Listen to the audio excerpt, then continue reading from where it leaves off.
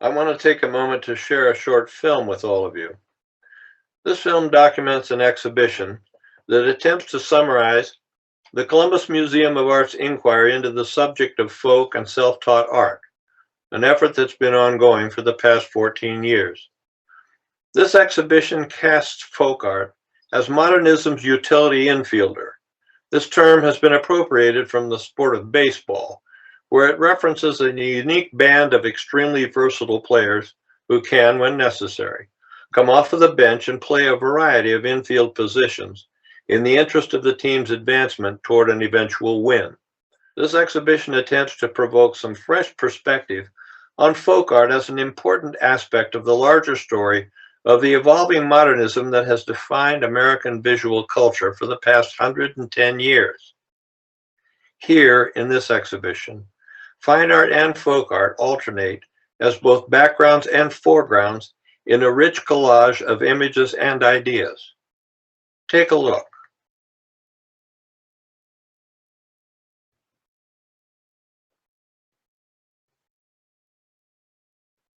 Like its catalog, this exhibition portrays modern painters and sculptors moving along a road where they find their new aesthetic variously challenged and complemented by a wide assortment of grassroots art.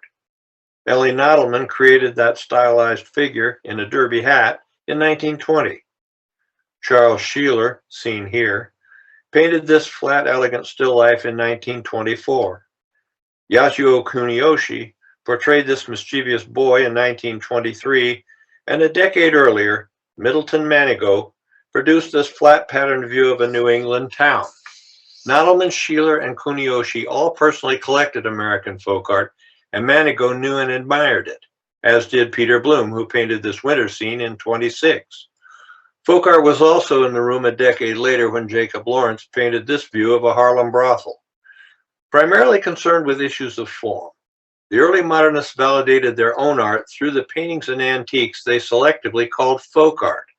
As formalists, they obviously would have admired the bold, flat shapes in this New England clipper ship. They also would have appreciated the imaginative line work in this man on a horse. Also, they would have applauded the direct carving evident in this mannequin from a millinery shop.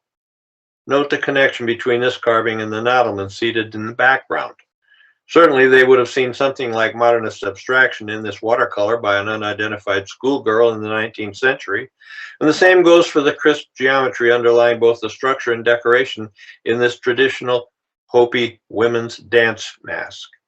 How about the less is more clarity found in this 1844 portrait of Mrs. Philina Clark? Sculptors like Nottleman readily sought out images of folk art that seemingly transformed basic matter into imaginative form. And the painter Charles Sheeler spent hours studying the craft and design evidenced in Shaker furniture like this chair. Over and over, most of the early modernists here perceived folk art as a unique and authentic historic portrayal of American identity. After 1940, however, two new generations of modernists reimagined folk art as art made by living artists, portraying the diversity of a contemporary America, its people, and their lives. Modern art had a new utility for folk art. Stylistically nodding to his self-taught contemporaries, Arnold Blanche painted this Michigan day in 1947. In 43, Doris Lee also tapped folk sources to portray the life of a small Florida town, and in 58, Gertrude Abercrombie turned a Chicago demolition site into a visual enigma. By the 1970s, sculptor William King was constructing folk art-inspired personages out of wood, wire, and burlap. By the late 1970s, Andy Warhol had artistically married the idea of folk art with his passion for popular culture. He was also serving on the board of the American Folk Art Museum, and Omar Bearden was drawing acclaim for his collage depictions of African American life. Peter Gorfain was referencing both folk and Romanesque art in his autobiographical drawings. Let's look at the new regional and personal folk art that by mid-century was portraying America more as a tossed salad than a melting pot. Compare Pittsburgh laborer John Kane's portrait of his wife Maggie to a 1949 rural New York farm scene by Grandma Moses. Then mix in two sermons in wood carved by Elijah Pierce, the Ohio barber whose non-academic approach to art has inspired both Black and white American artists for decades. Mid-century moderns were continually delighted and inspired by the fresh ways that folk artists among them produced works imbued with authentic artistic inventiveness. This thread picture by Ohio's self-taught Mary Borkowski stitches non-traditional materials into a thoroughly modern narrative. This still life by Detroit's Fred Papsdorf found its way to MoMA as magic realism. George Lopez also saw his work in art museums. And the Navajo medicine man Charlie Walletto was making enigmatic spirit figures that became important to numerous moderns working in visionary modes.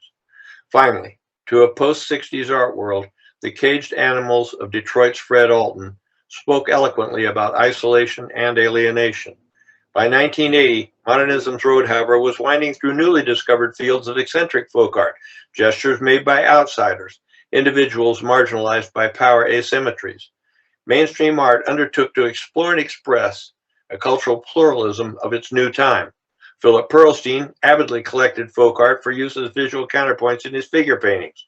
Amina Robinson focused her work on her ancestry and her youth in a government housing project. Michael Nolan's art bespeaks its maker's affection for both nature and for the folk art he collects. Growing up Catholic and gay, Thomas Lanigan Schmidt celebrates his identity in sophisticated, subversive works made from glittery, non-art materials. There's more yet. Mickalene Thomas's rhinestone-encrusted portraits probe issues of gender, sexuality, and agency. Canadian folk art compelled Saskatchewan's David Thauberger to visually celebrate his own regional identity. And finally, Luis Tapia expresses his political activism in works that disarmingly reference the Santero folk art tradition of his own native New Mexico. New styles of folk art have emerged today, styles that richly affirm the importance of individuals in the pluralist world. Works like the drawings that a Mexican worker named Martin Ramirez obsessively made in a California mental hospital, or the clock that an unidentified convict made to remind his warden that they were both doing time, or the portrait of Nikola Tesla that the Rockford, Illinois painter Stephen Anderson created last year, or this striking African-American strip quilt from the American Deep South.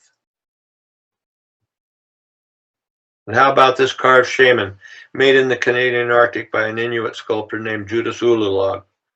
Art makers from outside the mainstream continue to expand our ideas of what art is and to both facilitate and frustrate our ongoing discourse on what it is to be human. The African-American artist William Hawkins reimagined a football stadium for all of us.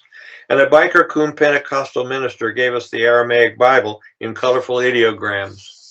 And Tim Lewis, he gave us a baseball catcher as a watchful gladiator awaiting combat.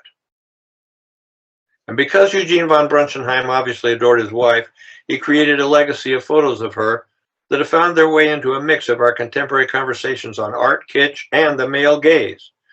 In sum, American modernists have persistently both found and invented political, aesthetic, and spiritual utility for the imaginative visual expressions endlessly created by folk artists. We toast our artistic utility infielders. Thank you.